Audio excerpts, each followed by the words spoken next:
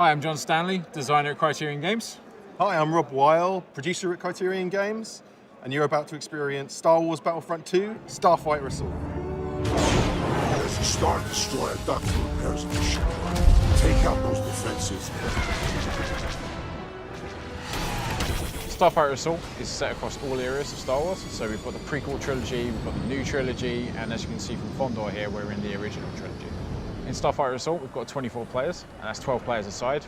And having that amount of players in there as well means that we've got no empty space. We've got our AI in there as well, and so you should always feel like there's somewhere to tackle, someone who's always in your kind of periphery of going, okay, I'm going to go chase that guy now, I'm going to go take that guy down. Playing as the Rebels, Phase 1, it's all about destroying the Imperial defenses. So coming in, the Imperials can see that the Rebels are trying to mount an attack, and they send out 2 of their big capital ships, their Imperial light cruisers, as you can see here. Big ships that you want to try and get in and deliver as much damage as possible. And new to Starfighter Assault is class-based gameplay. We've got our classes here for the Rebels, so you can see we've got our fighter class, which is the X-Wing, and then we've got our interceptor class, which is the A-Wing, and then we've got our bomber class, which is the classic Y-Wing. For each one of our ships, we've got different star cards, and that's all about making it feel like your ship. You're customizing the ship to make it feel exactly like how you want it to. But we'll speak a bit more about that in a minute. Starting out here is the A-Wing coming in. We've got these kind of defensive turrets, these cinder turrets. And so the A-Wing is actually a really good choice for that. You can get in quite quickly, get in between the laser fire of the turrets and take them out. Okay, so now we're focusing our attentions on the light cruiser, trying to deal as much damage as possible there. It's quite great actually to get in from behind, because then you're going to try and avoid some of that laser fire that's coming off the light cruiser itself. So as you can see here, Rob's actually now shooting one of the Imperial light cruisers. That's made the marker go yellow. That's sending a message to all the other players within the flight to go and attack this now. If you attack this now, you're going to get that additional damage bonus. So what we've really tried to do in Starfighter Assault is make sure there's a varied amount of play, so that it caters to all play styles.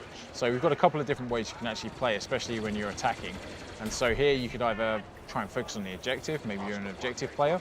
Maybe you're somebody who's all about having the most kills possible within the match and you're all about dogfighting.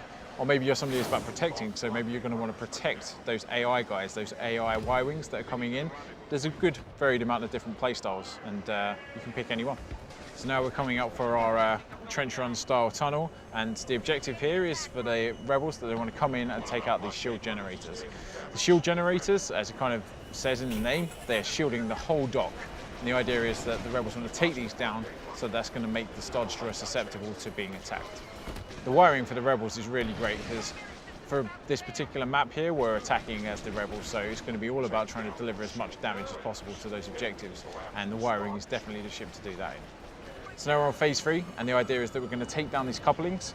The reason why we're taking down these couplings is because there's one last shield active over the Star Destroyer. We're going to take down these couplings. It's going to stop all power going to the Star Destroyer. It's going to make the core underneath vulnerable, so we can get in, take out that core, and hopefully blow the whole Star Destroyer up. And so all of our ships within Starfighter Assault, you'll be able to jump into the cockpit. So it's really kind of get you into the action here.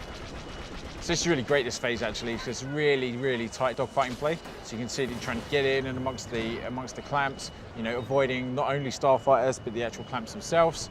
And some great piloting here by Rob. He's managed to weave his way in and out. So now the power couplings have been disabled, you've got a 30-second window to deal as much damage to the Star Destroyer reactor and complete the final objective. Fantastic, the Rebels have managed to win. They've taken down the Star Destroyer and won the round.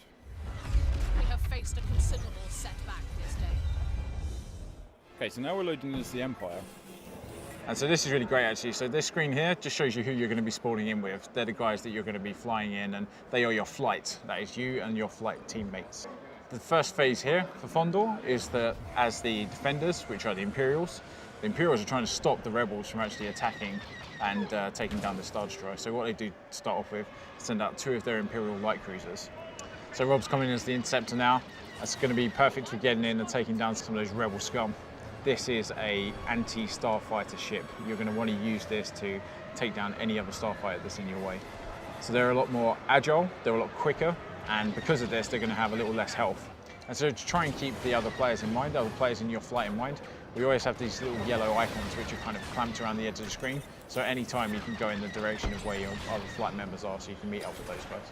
We've just made sure that we've got loads of different variation in play. So as you can see out here, we've got some wider open space for dogfighting, got some tighter spaces in the tunnel there, and then we've got kind of more obstacle-based spaces as well around the Star Destroyer and around the planets. So it just really allows for a big breadth of dogfighting gameplay. For each one of our ships, we've got different star cards, and that's per class as well. What's really great about these star cards is you're going to be able to equip them and kind of really make the Starfighter your own Starfighter. We're going to have that kind of feel and progression of you are the ace pilot, and you know this is your ship. This is how you're going to customize your ship. So whether you want to play maybe a bit more defensively or maybe a bit more, you know, for attack purposes, those star cards will allow you to do that. And so with star cards, you can either select them at the start of the match, you can see, or you can even equip them before the match as well. So maybe you want to set your load out, and maybe you want to make sure that your Starfighter is just the way you like it before you even go into the match. But of course, you can then change the star cards if you then die and you're back on the spawn screen as well. So if we just look at the top of the screen, that's where we represent what's going on for health for each side. So if you look at the blue side at the moment, because we're the defenders, we are the Imperials, that's the amount of health left on each of the objectives. So the Imperials, it's imperative for them, they want to make sure that there's as much health left on those objectives as possible. The red side of the bar at the moment for the defenders, for the Imperials, is the amount of reinforcements that the rebels have got left. So it's all about the Imperials getting in, taking down as many of those rebels as possible. And so if they manage to take down the amount of reinforcements that are currently there for the rebels, they could win in phase 1, phase 2 or phase 3. At Criterion with our heritage, what we're all about is vehicle feel. So we always start with our vehicles first. We've actually made sure that our controls reflect the kind of class of ship that you're currently in. And so you can see here as we're in the fighter class, it's going to be quite standard controls. You're going to get in, it's going to be quite easy to maneuver. You know, your speed's going to be pretty much normal. You're going to be able to, your roll rates are going to be kind of normal as well.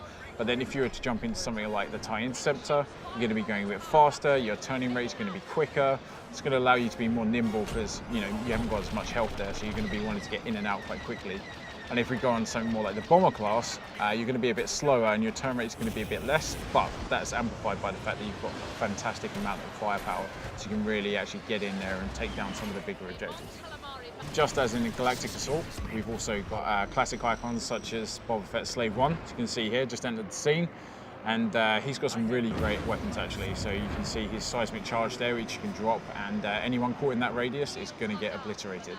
And he's also got his torpedoes in there as well, and his ion cannon. So the good thing about the hero ships is that they can really change the tide of a match. So you save up your battle points, and your battle points are things that you earn throughout the whole course of the match.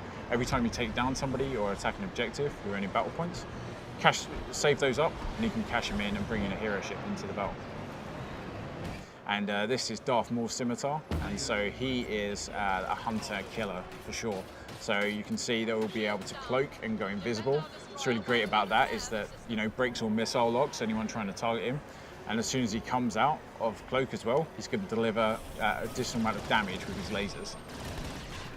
And so now we're in as Black One, which is Poe Dameron's ship. And he's got a bunch of abilities which you can use. So you can see down there, he's got his astromech, but that's actually BB-8. So when you fire your ability, when you fire BB-8, you'll be able to hear him talking and actually kind of coming through and saying that he's repairing the ship. So Poe's actually got a great ability as well for L1R1. That's going to ping out a kind of radius, and it's going to tag all of the nearby ships and show them up on the map to everybody so they can go and attack these guys. And then on R1, he's got his proton torpedoes, which are going to be able to deliver some good damage there as well. So probably the most iconic starfighter in Star Wars, we've got the Millennium Falcon, and as piloted by Han and Chewie, which those actual guys are in there piloting the ship in the build.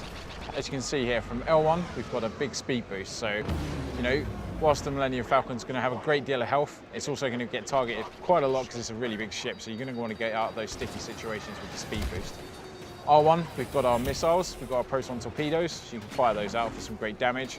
So then if, you use L1 and R1, that's going to use your turret, you know, the classic iconic Millennium Falcon turret. And that's going to automatically track people and fire shots at them to try and take them down if they want to go back. Excellent work. Their assault has failed. Thanks for watching, everyone. Everyone at Criterion just can't wait for you guys to get your hands on this. You can play Starfighter Assault in Star Wars Battlefront 2 out on PlayStation 4 worldwide on the 17th of November. The force is strong with PlayStation. For the players.